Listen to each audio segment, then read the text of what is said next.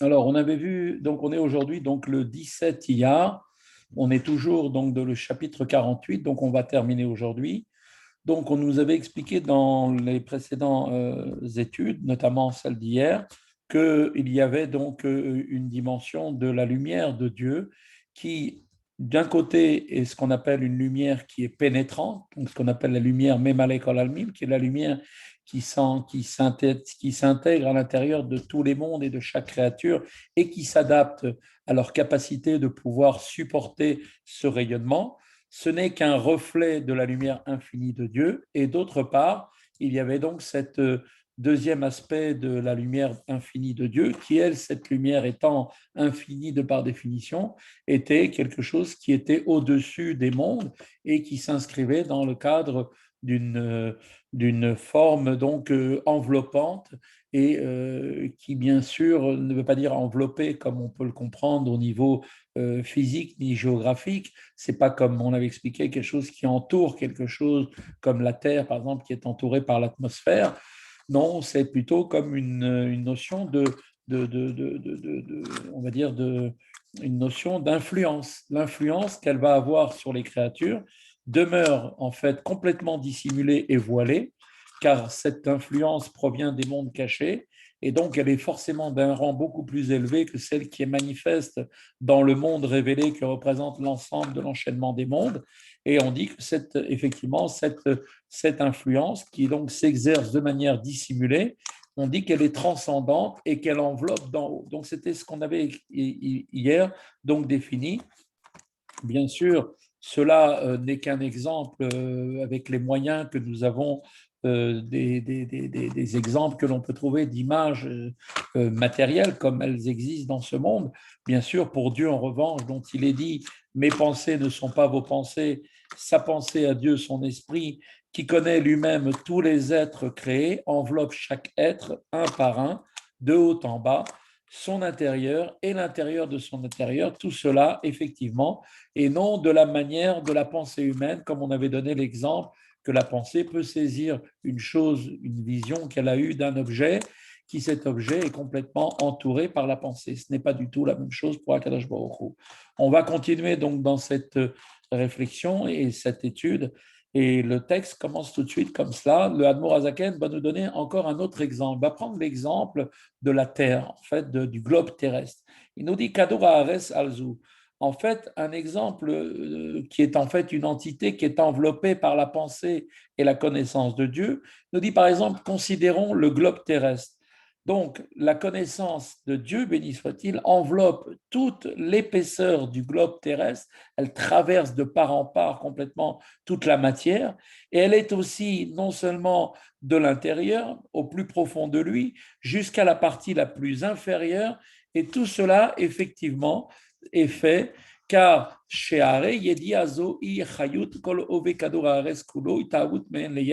car cette connaissance constitue en fait la vitalité de toute l'épaisseur du globe terrestre entièrement et sa venue à l'existence à partir du néant, c'est-à-dire la création ex nihilo. La création ex nihilo du globe terrestre, donc matériel tel que nous le connaissons, en fait, cette création se poursuit, comme on le sait, d'une manière continue. Il n'y a pas un seul instant d'arrêt et donc cela tient effectivement de la connaissance absolue que Dieu en a. Il a effectivement une connaissance absolue de tous les êtres créés et c'est ce qui fait qu'il les recrée à chaque fraction d'une fraction de seconde pour faire en sorte que les choses continuent d'exister. Et c'est d'ailleurs un peu le mouvement qu'on a de la respiration. À chaque fois, on respire, on inspire, on expire. Et donc, le monde tout entier est dans un état constant de respiration, inspiration, expiration. Cela est appelé dans la Kabbale Shuv veratso, ratso veshuv, aller, venu. Et c'est pour ça que le monde, à chaque fraction d'une fraction, complètement disparaît. Simplement, ça va tellement vite qu'on ne s'en rend même pas compte. Les choses repartent au néant et reviennent immédiatement à l'existence. Et cela de manière continuelle.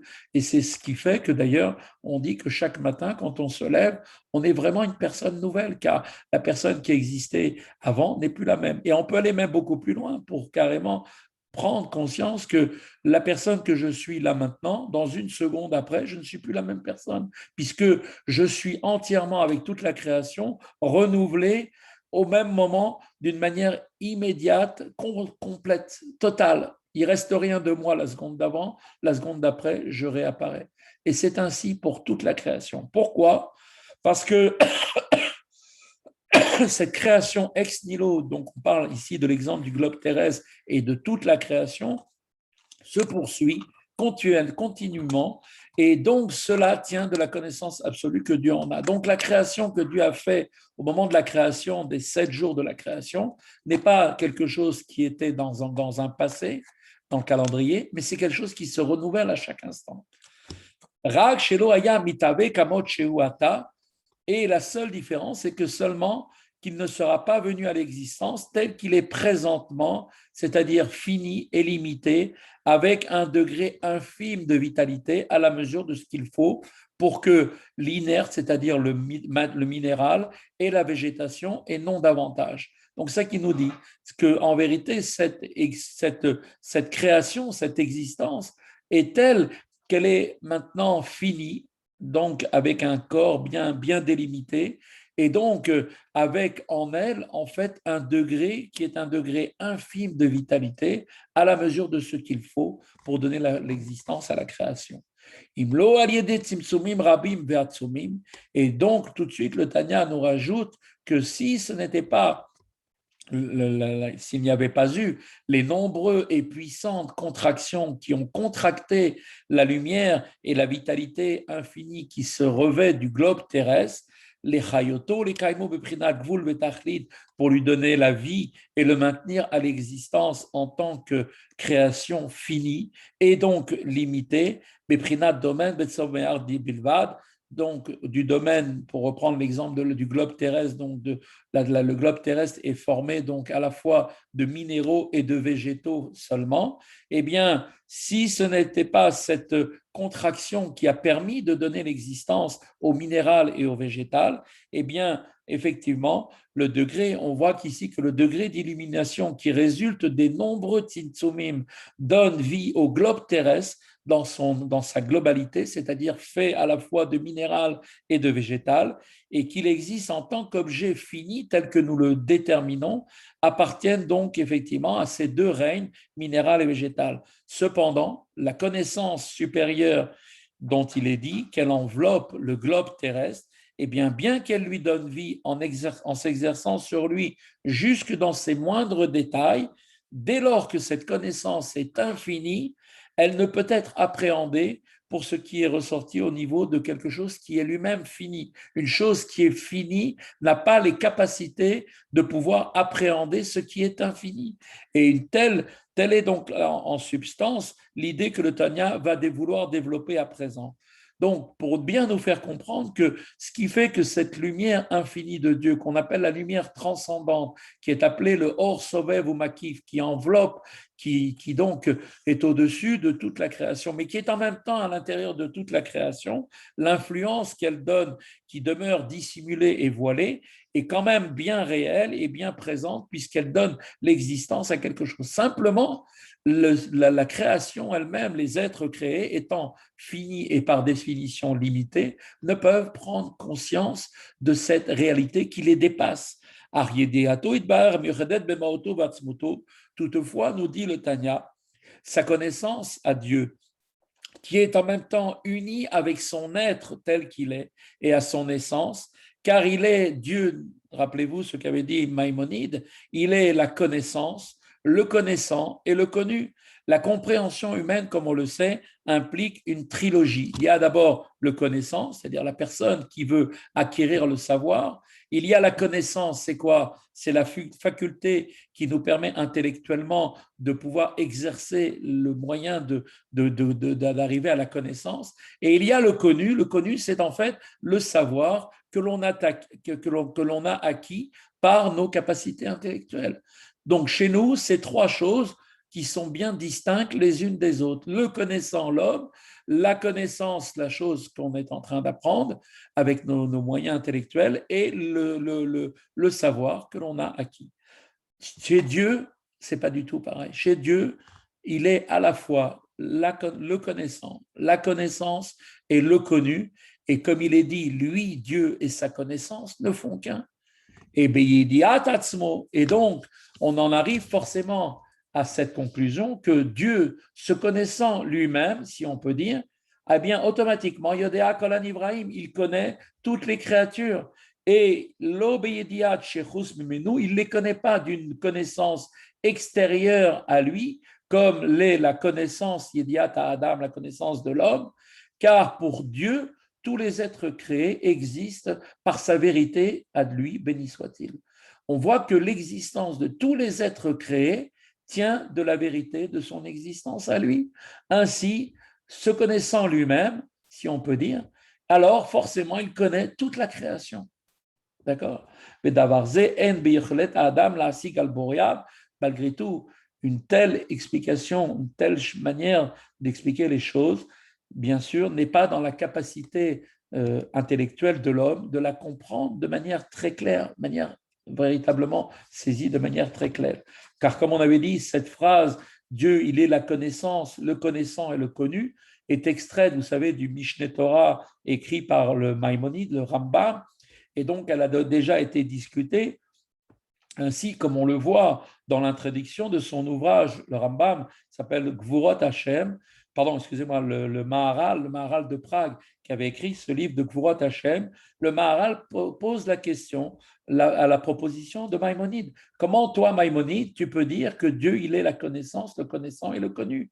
En disant cela, on est en train d'apporter une définition au niveau de Dieu. Et on sait très bien que toute définition, forcément, est par nature quelque chose de limité. Car quand je peux dire une chose à tel ou tel aspect, une chose, elle est grande ou elle est petite, forcément, je la fais rentrer, je lui mets une étiquette, je suis en train de la limiter. Donc, quand je dis automatiquement de Dieu que Dieu, il est le connaissant, la connaissant et le connu, même si c'est quelque chose que je ne comprends pas, cela a été en fait mettre Dieu d'une certaine manière dans une certaine catégorie. Et donc, Dieu qui lui échappe à toute forme de définition, puisque Dieu est au-dessus de toute forme de définition, comment est-il possible, demande le Maharal de Prague à Rambam, qu'il ait présenté Dieu comme étant quelque chose de fini? Or, quand bien même est affirmée dans toute sa radicalité la différence infinie qui sépare la connaissance divine de la connaissance humaine, il reste que de dire que Dieu est la connaissance, le connu et l'être qui connaît, eh bien, c'est définir Dieu par conséquence. Et donc, dès que je définis quelque chose, automatiquement, je donne une limitation à la chose que je limite. Alors, le Maharal de Prague, après bien sûr avoir posé cette question, observe au demeurant que les sages du Talmud, dans la Gemara, désignent Dieu comme étant comment Akadosh Baruch Hu, le Saint béni soit-il. Et non, comment l'appelle-t-on? Il n'appelle pas l'intellect béni soit-il. La sainteté, qui est donc ici rapportée dans le Talmud au sujet de Dieu, est en fait une formule qui présente une notion de séparation. Vous vous rappelez qu'on avait dit que ce qui est saint, quand je dis d'une chose qu'elle est sainte, c'est-à-dire qu'elle est séparée de tout le reste. Elle n'a rien à voir avec les autres choses.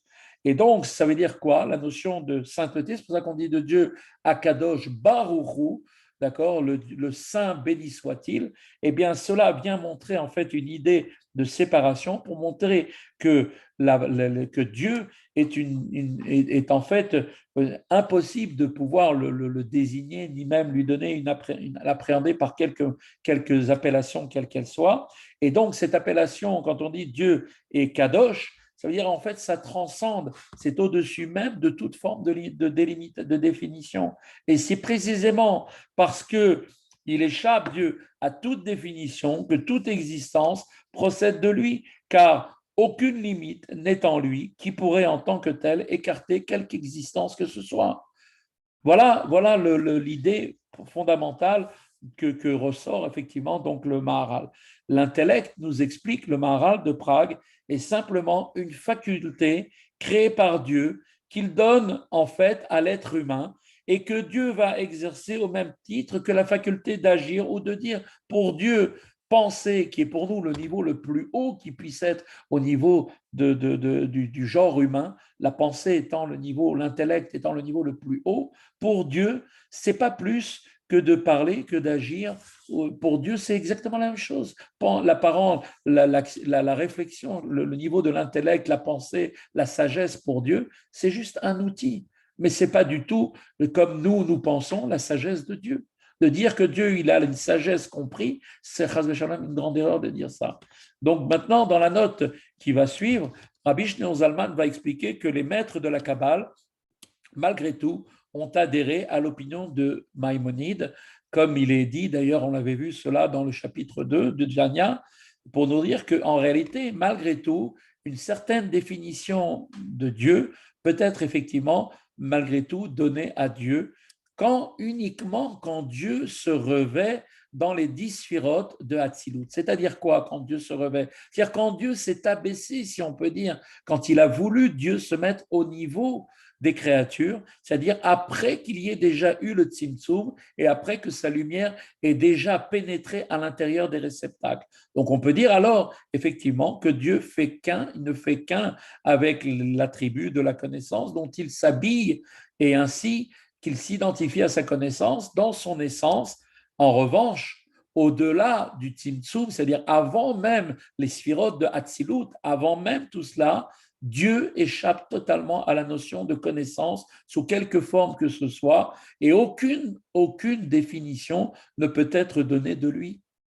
Donc, voilà la réponse, effectivement, qui a été apportée par les maîtres de la Kabbale, disant que l'opinion du Rambam, quand le Rambam dit de Dieu qu'il est la connaissance, le connaissant et le connu, fait référence à Dieu tel qu'il est descendu, qu'il s'est mis à la portée des créatures, en étant donc dans des limites provenant du Tzimtzum, qui sont des limites déjà liées à la création. Pour donner un exemple, c'est comme si vous aviez un génie extraordinaire qui voudrait parler à un petit enfant de 3 ans pour lui expliquer ses calculs, les calculs et les formules géniales qu'il a trouvées. Si l'enfant recevait cela tel quel, il ne comprendrait rien. Donc, qu'est-ce qu'il est obligé de faire, le génie, ce génie extraordinaire, obligé de compresser, de condenser sa pensée, l'idée qu'il veut donner transmettre à l'enfant pour qu'elle soit amenée vers lui d'une manière à ce qu'un enfant de 3 ans puisse comprendre. Donc forcément, il a été obligé de compresser, de contracter sa pensée pour essayer de la simplifier le plus possible pour qu'elle soit adaptée et accessible à l'enfant. Eh bien, si on peut dire, bien sûr, toute proportion gardée, ce n'est qu'une image, Dieu s'est mis en rapport avec les créatures en descendant à leur portée après qu'il y ait eu cette dimension de Tzimtzum qui a permis donc de concentrer, de limiter l'infinité de Dieu pour qu'il soit mis au niveau des créatures. Et même comme ça, à ce stade-là, Dieu est introduit dans quoi? Dans les sphirotes de Hatzilut, qui, rappelons-nous, les sphirotes d'Hatzilut sont le divin, le niveau de l'âme du monde d'Hatzilut. D'accord? C'est pour ça qu'on parle bien d'un rayon, uniquement d'un reflet de Dieu. Donc l'enseignement de la chassidoute, suivant la doctrine la doctrine du l'orianique, en fait, du Harizal, pour nous expliquer ce qu'est le Tzimtzum, permet donc de concilier à la fois les points de vue de Maïmonide et du Maharal de Prague. Qu'est-ce que nous dit la chassidoute? La chassidoute nous dit que Dieu, dans son essence, avant le Tzimtzum, échappe, comme on vient de l'expliquer, à toute forme de définition. Mais en tant qu'il se revêt dans les sphirotes, après le Tzimtzum, la proposition que Maïmonide a donnée de Dieu comme étant le connaissant, la connaissance et le connu est tout à fait recevable à partir de là. Pourquoi? Car les sphirotes sont le divin et ne font qu'un avec lui, comme il est marqué que les sphirotes et Dieu font une seule chose dans le monde de Hatzilut. Selon l'expression des Tikkun Zohar, lui, Dieu et ses émanations de vie, c'est-à-dire les lumières des 10 sphirotes du monde d'Atsilut sont un avec lui. Lui et ses causations, comme il est dit, lui, Dieu et les kélim, c'est-à-dire les réceptacles que forment les 10 sphirotes d'Atsilut pour sa lumière, sont un aussi, ça veut dire avec Dieu. Donc on voit bien qu'effectivement, on parle bien d'une dimension de choses qui sont bien définies Et donc, puisque c'est des choses définies, donc on a une notion de limite. Et donc, de dire que de Dieu, qui est le divin, à ce stade-là, uni complètement avec le monde, de Hatzilut au niveau des sphirotes, que ce soit au niveau des lumières ou même des réceptacles des sphirotes, eh bien, c'est dire de Dieu qu'il est là, effectivement, être en mesure d'être appréhendé par les créatures. Et à ce moment-là, on peut dire de ce niveau-là uniquement comment Dieu se révèle dans Silut, qu'il est le connaissant, la connaissance et le connu. Voilà donc comment la Chassidoute a répondu à la question qu'il y avait au niveau de la question qu'avait posée le Maharal de Prague. Maintenant on va le voir dans les textes, comme l'a écrit Maïmonide de Mémoire bénie, à savoir que Dieu est la connaissance, celui qui connaît est le connu, et que les sages de la Kabbale l'ont approuvé, Rabbi Moshe Cordovero, le Harizal et tous ces grands maîtres, comme il est écrit dans le Pardes, c'est le livre qui a été écrit de Rabbi Moshe Cordovero, qui était le maître du Harizal lui-même, béni soit sa mémoire. Ainsi, il en va de même aussi donc de l'acceptation des propos de Maïmonide qui ont été effectivement acceptés aussi selon la Kabbale du Harizal. La notion de Tzimtzum est donc une révélation de la Kabbale de Rabbi Yitzhak Loria, le Harizal, et elle offre un autre regard sur la transcendance de l'infinie lumière qui apparaît comme infiniment supérieure aux sphirotes. Et donc, comment concilier cette révélation avec la proposition de Maïmonide? Eh bien, Besod atzimtzum veitlapshut orot bekelim. Eh bien, on peut répondre à cette contradiction en mettant le point sur le fait que Maïmonide a voulu parler de la révélation de Dieu tel qu'il est suivant le mystère du tzimtzum et des lumières qui se revêtent, qui s'habillent à l'intérieur des réceptacles des sphirotes, comme on l'a expliqué précédemment dans le chapitre 2. Voilà ici la fin de la note. Donc maintenant, pour revenir au texte du Tanya, le Tanya maintenant a établi pour nous que la connaissance de Dieu ne fait qu'un avec lui, qui lui, Dieu, est infini. Ainsi, le Tanya continue, nous dit, dès lors que sa connaissance est pareillement infinie, donc elle n'est pas révélée à l'intérieur du globe terrestre, qui lui-même, le globe terrestre, est ressorti lui-même du domaine, de quel domaine? Du domaine, en fait, du monde fini. Et d'accord, il est de la finitude, de la limite. Donc, puisque le globe terrestre est de lui-même limité, donc il veut dire par conséquent que, en fait, par conséquent, cette lumière, donc cette lumière infinie de Dieu, elle l'enveloppe. Et donc, quand on a bien compris maintenant que le mot envelopper ne veut pas dire comme envelopper quelque chose avec un paquet cadeau qui serait à l'extérieur, non. Ça veut dire que, en fait, elle s'introduit totalement à l'intérieur et que ce degré d'illumination, en fait, résultant du Tzimtzum, est en fait une influence qui demeure totalement dissimulée et voilée dans le monde, provenant des mondes cachés, et qui est donc révélée, mais qui n'est pas révélée et qui reste complètement une influence qui vient d'en haut, ce qu'on appelle d'une manière transcendante.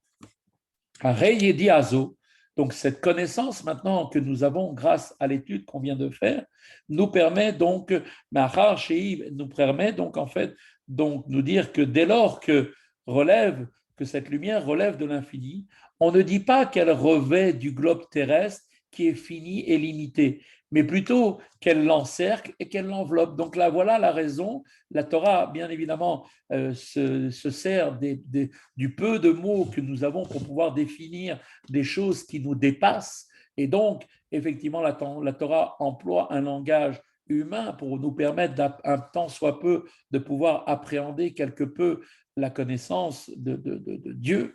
Eh bien, maintenant, on comprend que puisque cette connaissance elle-même étant relevée de l'infini, alors on ne peut pas dire qu'elle revêt le globe fini, le globe terrestre qui est fini et limité, mais plutôt, c'est pas qu'elle rentre à l'intérieur, parce que si on disait qu'elle rentre à l'intérieur, ça veut dire qu'elle serait limitée, mais pour montrer qu'elle est vraiment illimitée, c'est pour ça qu'on emploie les termes enveloppé et entouré, encerclé. D'accord?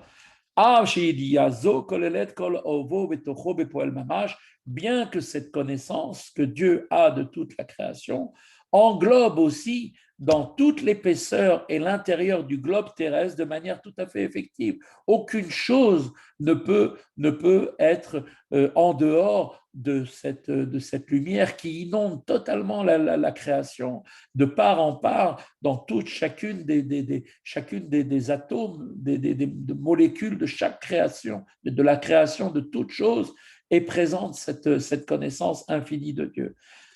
À la différence de la pensée humaine, qui n'envahit l'objet que par la pensée dans son imaginaire. Rappelez-vous l'idée, comme je vous avais dit, l'image, imaginez vous avez vu un éléphant pour la première fois, l'image de l'éléphant est dans votre esprit, elle est entourée par votre pensée, mais l'objet lui-même, l'éléphant, n'est pas là concrètement. Par contre, la connaissance de Dieu englobe véritablement le sol terrestre dans tous ses détails effectifs.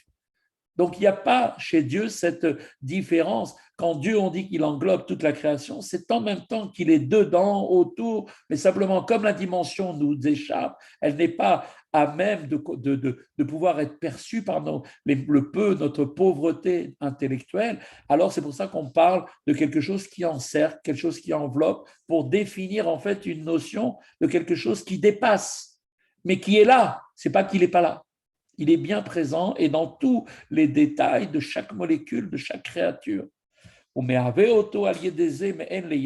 Et du fait qu'elle est bien là, c'est qu'elle le fait même exister à partir du néant, d'une création ex nihilo, qui elle-même, cette création, résulte précisément de la connaissance divine de Dieu qui enveloppe le globe terrestre et non de l'infini rayonnement du divin issu du Tzimtzum et ne confère aux êtres créés qu'une vitalité finie et limitée à la mesure de celle du règne végétal ou de l'inerte. Ici, qu'est-ce que vient nous dire le Admour Azaken? C'est que la création ex nihilo, qui est obligatoire, car sinon le monde retournerait au néant, si ce n'est que parce que Dieu lui donne à chaque instant, chaque fraction fraction de temps infime, microseconde, il donne au monde un renouvellement d'une recréation totale de toutes les créatures.